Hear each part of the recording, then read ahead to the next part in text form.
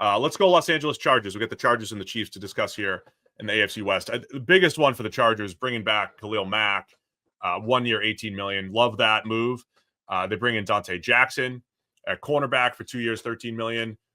Before it all started, they extended Elijah Molden at safety for 3 years, $18.75 million. He was coming off of an injury, but I liked getting their starting safety back. I think they have a find in Molden. And then Najee Harris at running back for 1 year, up to $9+ million. So remember, this is a Ravens-like regime. This is the Ravens front office personnel that came in with Jim Harbaugh last year.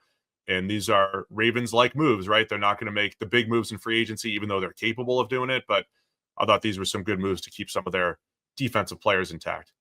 Yeah, I mean, the Khalil Mack move, I think, is a steal from their point of view. I'm almost certain he would have been able to get better money than that on the open market. So to get him back for that deal, I think is great for them. They let Joey Bosa go. That's kind of the other part of that tandem. So they still have some weaknesses or holes that they need to address, but I think they made a couple of good moves there. They're the other team, like I mentioned, Evan Ingram visiting the Broncos. Tight end need here. If they could bring Ingram in, I think either team, it'd be great to just kind of fill that tight end spot before you get into the draft. Certainly want to see them add a more viable wide receiver threat opposite Ladd McConkey.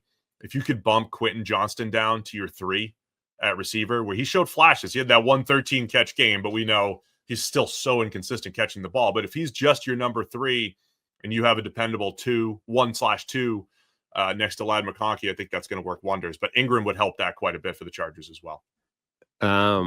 What kind of impact do you think that Najee Harris has on this team? Because we were talking about they might be in with the Amari and Hampton type of sweepstakes in the draft, like a first-round running back. This was a team that didn't invest in running back at all last year. They brought in 2 guys that were like former Ravens castoffs, one of whom, J.K. Dobbins, was their best back, but the list of leg injuries that he's dealt with in his career is insane. Gus Edwards as well. And so that they haven't invested in running back. They need a running back, but Najee Harris comes in. I think Najee is like the opposite of J.K. Dobbins.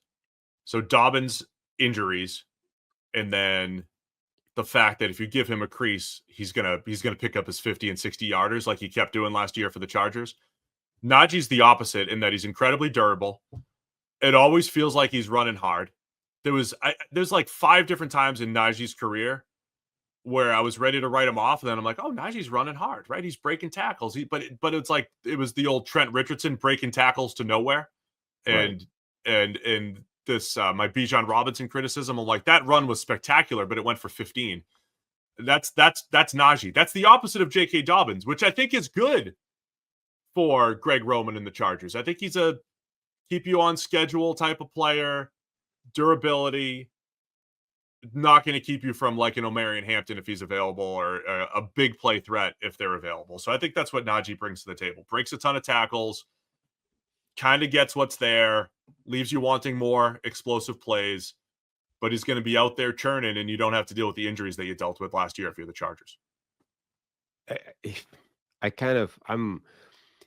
I'm a little loath to, it feels like a pejorative, right? Because I think we've turned it into a bit at this point, but he was a good player when he was in the NFL. Like, is he just the updated version of Thomas Jones? Maybe, but I don't think Thomas Jones like broke tackles at this level. Let me just say, like, as former PFF guys who used to, grade all these players in every play, I think when PFF started tracking missed tackles forced, for the first time ever, it became a little overrated.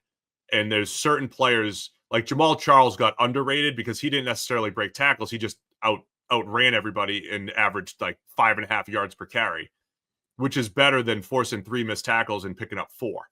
And so sure. I think we used to even Marshawn Lynch at times maybe even overrated some of his runs, which were spectacular 12-yard runs when Jamal Charles just needed a crease and Jahmyr Gibbs just needs a crease and they're going to take it to the house. So Najee, I think, is on that spectrum, whereas Thomas Jones, it was just like he gets what's there and it's 3.8 per carry and whatever, whereas Najee's closer to this Trent Richardson, break a lot of tackles, but it's just not it's not as efficient as it could be because he's, I don't know, missing some explosiveness or whatever it might be. So I don't know if Thomas Jones is the perfect comp because we used to joke about him.